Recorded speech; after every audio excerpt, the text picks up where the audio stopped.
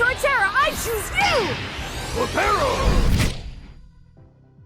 Hi, I'm Professor Silver, and today I'll break down the history of Ash's Torterra, detailing how he went from a speedy Turtwig filled with potential into one of Ash's most controversial Pokemon. Torterra debuted as a Turtwig in the Diamond and Pearl episode Getting Twiggy with It. Like Bulbasaur, he dedicated his life as a wild Pokemon to defending the weak from those who wished them harm. While Bulbasaur protected Melanie's hidden village, Turtwig watched over the forest en route to O2. As forest leader, he settled disputes, fought trespassers, and helped a nice old woman named Clara. Turtwig was loyal to Clara, as she showed him nothing but kindness when they first met. Initially, Turtwig earned Ash's attention by protecting Pikachu from Team Rocket. Ash's intrigue in the Pokemon only grew as he witnessed his immense power, noble nature, and leader-like qualities. Unfortunately, while Ash admired Turtwig, the tiny leaf Pokemon thought Ash didn't belong in his forest home. Rather than let Ash catch him, Turtwig stole Pikachu, thinking the electric mouse was still in danger. Despite the mix-up, however, Ash soon learned from Clara that Turtwig had a gentle soul. Her words inspired him to earn Turtwig's favor. It was no easy task, as Turtwig had taken to tackling him. Only after Turtwig realized that Ash was a good person did the two of them finally bond. As happens with Ash for many of his Pokemon, he and Turtwig were alike in many ways. They were both brave, confident, and extremely headstrong. Possessing a strong head was vital for Ash, as Turtwig would go on to bite him as a sign of affection. After the two of them teamed up against Team Rocket and proved that they made for an excellent team, Clara suggested Turtwig join Ash on his gym quest. Before officially joining Ash's team, Turtwig followed in the footsteps of Bulbasaur and demanded a battle. Opposite Pikachu, he started things off by tanking Quick Attack, missing Razor Leaf, and landing Tackle. Turtwig also bothered Pikachu with Bite, but eventually lost the match due to Iron Tail and Thunderbolt. Having been bested, Turtwig willingly joined Ash's team and became his grass-type compatriot throughout his Sinnoh adventures. Even after joining Ash, Turtwig would often do his best to help others whenever they were in trouble. During his next appearance in Different Strokes for Different Blokes, for example, he stopped Aipom and Piplup from feuding. It's worth noting that his love for helping was only matched in intensity by his love for battling. In that same episode, he got so fired up while battling Paul's Chimchar that he ignored Ash's order to dodge Ember. Although Turtwig showed great promise throughout the battle by revealing his knowledge of synthesis, his disobedience hindered his hope for a win. Team Rocket disrupted the battle before its end, but it all worked out for the best as the ensuing adventure greatly strengthened Turtwig's bond with Ash. After fighting a wild Ursaring that Paul would later capture, Turtwig confirmed that he would never again disobey his trainer. Despite his bonding with Ash, he still lost to Chimchar in the rematch. Chimchar won using Scratch, Peekaboo, Ember, and Flame Wheel. Turtwig followed the loss by beating Orberg Gym Leader Rourke's Cranidos in the episode A Gruff Act to Follow. During the intense battle, he dodged Flamethrower, connected with Bite, survived Zen Headbutt, withstood another Flamethrower, and won out with Razor Leaf. Though he then fell to Rourke's Onix's Double Edge, the gym leader thought him the fastest Turtwig he had ever seen. After the loss, Turtwig trained with Brock Sudowoodo in Wild in the Streets, and battled Rourke's recently evolved Rampardos in O'er the Rampardos We Watched. Turtwig earned Ash the Coal Badge and helped him win the rematch against Rourke by rolling through Rampardos' headbutt, throwing the dinosaur Pokemon for a loop with Bite, surviving moves like Flamethrower and Head Smash, activating Synthesis, and letting loose Razor Leaf. Rampardos tried to stop the leaves with Flamethrower, but Turtwig held strong, charged onward, dodged Zen Headbutt, and clinched the win by landing one final blow with Razor Leaf. Following the gym battle, Turtwig established himself as a major player on Ash's team. He fought Jay's Drapion in Mutiny and the Bounty, trained a Burmy in Some Enchanted Sweetening, and teamed with Piplup for a double battle in the Champ Twins. Turtwig and Piplup technically lost against the twins the first time around, but it's only because Ash and Dawn couldn't work together. Once their trainers had reconciled, Turtwig and Piplup beat both Team Rocket and the Champ Twins with ease. To start off against the twins Croconaw and Quilava, they extinguished Flame Wheel, landed Bubble Beam, tanked several attacks, sliced through Water Gun, and evaded Hydro Pump. The battle turned ever more in Turtwig and Piplup's favor after they launched Bide and used Synthesis. They ultimately won the match using the moves Bite, Tackle, Whirlpool, and Razor Leaf. Thanks to Turtwig's early triumphs, Ash used him opposite Eterna Gym Leader Gardenia's grass types, in the Grass type is always greener. Versus her Cherubi, he used both Tackle and Razor Leaf. His power was so overwhelming that Gardenia switched out the Cherry Pokemon and summoned a Turtwig of her own. Impressively, her Turtwig was superior in both speed and strength. It easily won the showdown using Leech Seed and Tackle. Despite losing against one of his own, Turtwig held his head high and continued on his path to get ever stronger. In subsequent episodes, he freed Don's Buizel from Team Rocket's net in Buizel Your Way Out of This, and trained with the water type in an elite meet and greet. Unfortunately, even though Turtwig had the type advantage against Buizel, he was again outclassed. Buizel dodged Razor Leaf, landed Aqua Jet, withstood Bite, and triumphed with Sonic Boom. Regardless of the fact that he lost to a water type, Turtwig still gave his all during Ash's rematch with Gardenia. In the episode A Grass Menagerie, Turtwig got off to a rocky start as Cherubi's Chlorophyll ability doubled its speed. Cherubi dodged his attacks and landed Solar Beam, so Ash opted to save Turtwig's power until Gardenia summoned her Turtwig.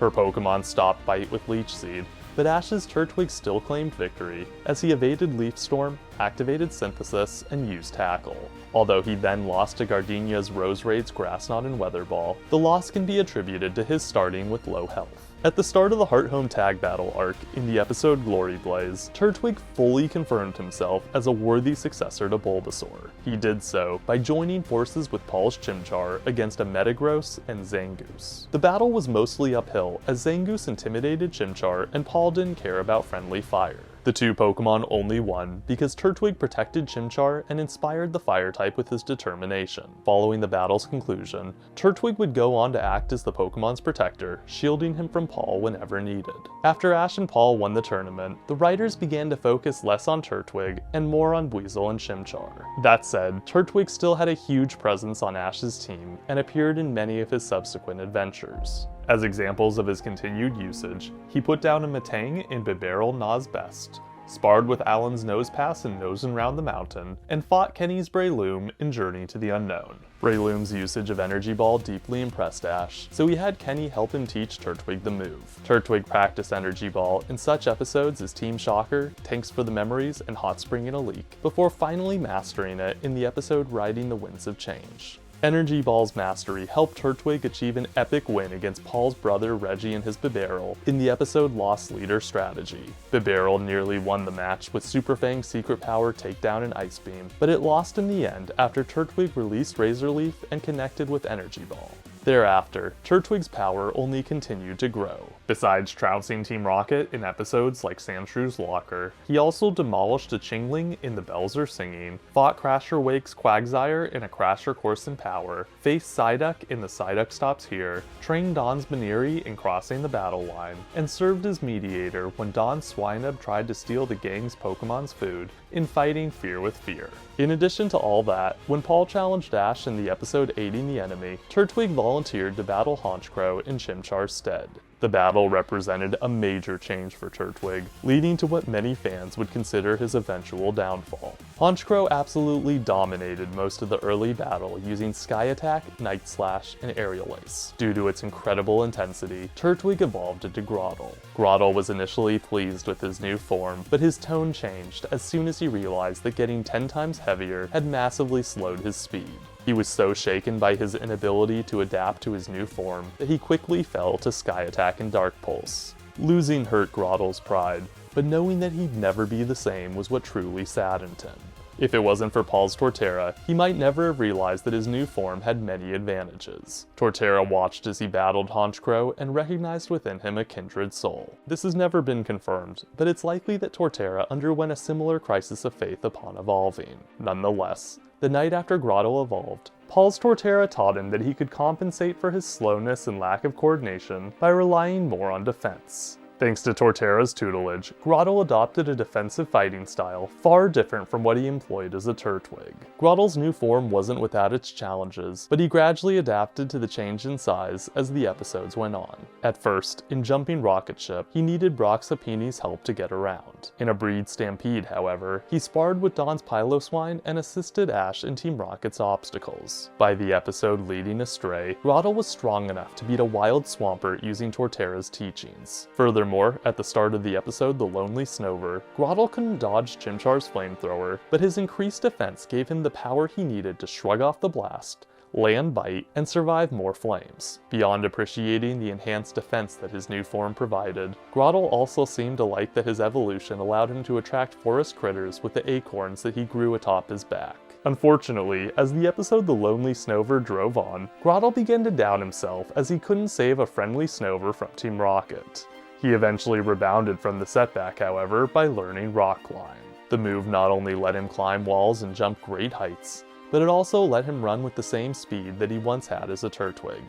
With Rock Climb in his arsenal, Grotle became a truly formidable threat as a battler. His first usage of the move may have been motivated solely out of the desire to help his new friend, but its next usage would be for battle. At the Snow Point Gym in the episode sliding into 7th, Grotle used Rock Climb to wreck Gym Leader Candace's Sneasel. After tanking Icy Wind and countering Fury Swipes, he won the battle with Rock Climb. Grotle then fell to Candace's Abomasnow, but he had totally affirmed his comeback as a bruiser. Honestly speaking, the only thing dragging Grotle down was that it still begrudged Paul's Honchkrow. His desire to beat the flying Pokemon led to his downfall at Ash and Paul's Lake Acuity battle. After blasting Paul's Electabuzz's light screen in Pedal to the Metal, Grotle demanded that Ash let it fight Honchkrow. Regrettably, the crow dodged Razor Leaf, landed Night Slash, weathered Energy Ball, and unleashed Haze. Grotle fought back with another Razor Leaf, but Honchkrow shrugged it off, pummeled him with more attacks, disrupted Synthesis, and won with Night Slash. Ultimately, the loss falls squarely on Ash's shoulders. He let his friendship with Grotle cloud his better judgment. Had he fought like Paul, he would have saved Grotle for a better matchup rather than sacrifice him to a flying type that exposed all his emotional insecurities. Regardless, after Grotle rebounded from the loss in the episode and crushing defeat, he revisited his roots as a do-gooder by using Synthesis to help restore a tree and promoting healthy tang growth. The experience served as great preparation for his battle with Frontier Brain Palmer's Rhyperior in challenging a towering figure.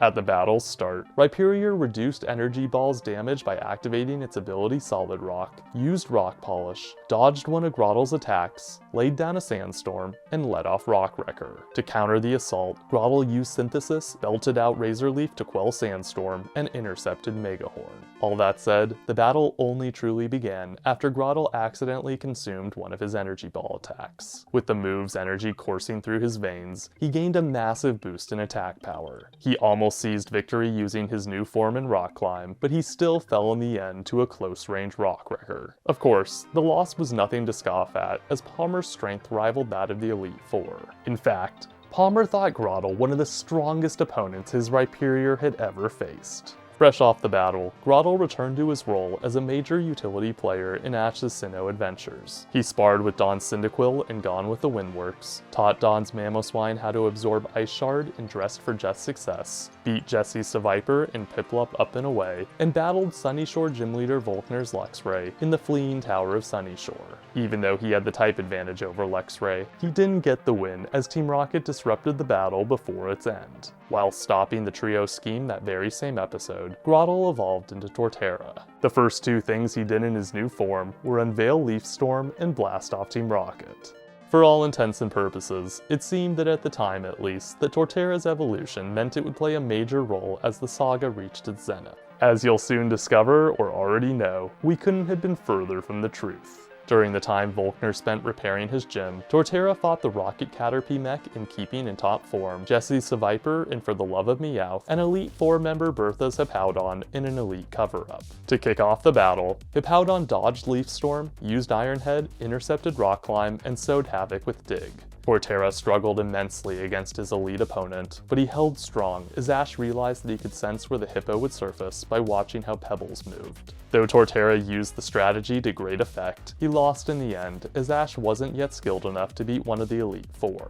After Torterra impressed Bertha with his incredible potential, he battled Volkner's Electivire in the episode The Eighth Wonder of the Sinnoh World. Torterra's Grass Ground typing gave him a major advantage going into the battle. In the battle's first half, Electivire blocked Leaf Storm, so Torterra tried to claim victory with Energy Ball and Rock Climb. Before he even made contact though, he sadly fell to Ice Punch. Ultimately, the loss knocked him out of the battle so that Infernape could later seize the glory. Following the battle and before the Sinnoh League, Torterra further fell in stature by failing to stop a Claydol and bucking the treasure trend. His luck hit rock bottom at the Sinnoh League, as he didn't star as Ash's ace or serve as a bruiser in a single one of his battles. Ash intended to use Torterra against Conway in the episode working on a right move, but he instead opted for Noctowl, Gibble, and Donphan. As a result, Torterra's only usage at the league came in the episode A Real Rival Rouser opposite Paul's Drapion. His showing wasn't awful by any means, but at the end of the day, it wasn't a win. For what it's worth, I consider Drapion to be one of the strongest poison types in the series. At the battle's start, Torterra tanked Toxic Spikes, countered Cross Poison, pressed onward with Leaf Storm, and unleashed Rock Climb. After Drapion intercepted his efforts and sent him plummeting with Poison Fang, Torterra then tried to heal himself with Synthesis. Unfortunately, the move was all for naught, as he still fainted to Pin Missile. Soon after the league concluded, in the episode Memories Are Made of Bliss, Torterra thwarted Team Rocket's efforts to steal his friends and decimated Seviper with Energy Ball. Beating Team Rocket would be his final deed as a main cast member, as Ash left him at Oak's lab as he traveled through Unova. While Torterra cameoed in the black and white episode Dream Continues, he didn't appear once in XY or Sun and Moon. That said, while Ash competed in the Kalos and Alola leagues, we can presume he continued his training and made himself into a useful ally to Bulbasaur as one of the protectors of Oak's lab. In Journeys, Torterra appeared many times in small bit roles. Initially, he appeared in a flashback to Ash's battle with Volkner in the episode Ultra Exciting from the Shocking Start. Later on, he helped train Ash's Journeys team for the Masters 8 in Friends, Rivals, Lend Me Your Spirit. After that, during the Masters 8, Torterra watched as Ash ravaged champions, appeared in Pikachu's vision during Ash's battle with Leon, and celebrated Ash's victory. It's once Ash became world champion that Torterra finally rejoined his team as a rotating reserve. Ash officially brought him back into the fold during the episode Ride Lapras Ride. Torterra's inclusion proved instrumental to the rescue of a trapped Wailord. Using his new move Frenzy Plant, he encased Wailord in a binding rope, which all the gang's Pokemon and their wild friends used to pull the Pokemon free. Personally, I like to think that he learned the move from Paul's Torterra while Paul was visiting Oak's lab. Of course, that'll probably never be confirmed. As that concludes Torterra's history to date, let's get to his battle record.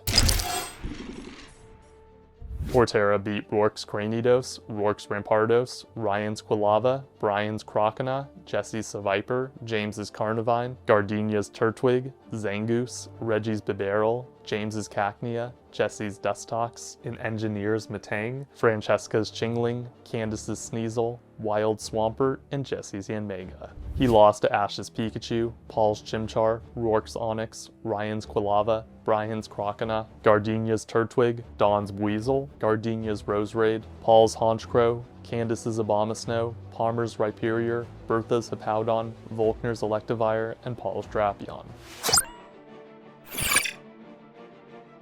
Move-wise, Torterra used Bite, Energy Ball, Frenzy Plant, Leaf Storm, Razor Leaf, Rock Climb, Synthesis, and Tackle. Honestly, Torterra isn't as bad as people make him out to be. Not only did he have a stellar run as a Turtwig, but he also nearly defeated two of Sinnoh's most powerful Pokemon, Palmer's Rhyperior and Bertha's Hippowdon. Furthermore, post-evolution into Grotle, nearly every Pokemon that he lost to, with exception of Candace's Abomasnow, was owned by an elite trainer, arguably worthy of fighting in the Masters 8. Although Torterra didn't get a single major victory in his final form, he still had stellar story arcs in learning Energy Ball and learning to adapt to his size. I think Torterra's downfall is that he didn't star at any gyms beyond the first, or serve as last man standing at just one battle at the league. He's a lot like Ash's Dragonite in that he suffered from being the first of Ash's Pokemon to get Spotlight. It's typically better for a Pokemon to get Spotlight at the end of a saga, as that's what matters most from a narrative perspective. As Ash's Sceptile and Incineroar can attest, a Pokemon's last battle can often define their legacy. On the positive side of things, he had a unique fighting style, awesome typing, and a great personality. While he was similar to Bulbasaur in many ways, I thought the writers differentiated him just enough to feel like an entirely fresh Pokemon. Besides more battles, I think Torterra could have been improved as a character by giving him a rivalry with Paul's Torterra. Had the two been more like Kukui and Ash's Incineroar, their showdown at the Sinnoh League could have made for an epic opening act to Infernape's fight with Electivire. Alas, that's only what could have been. In the end, Torterra's poor showing at the end of his run will likely forever define his legacy for most of the fan base. On that note, class is adjourned. My name's Professor Silver. Until next time, catch you later.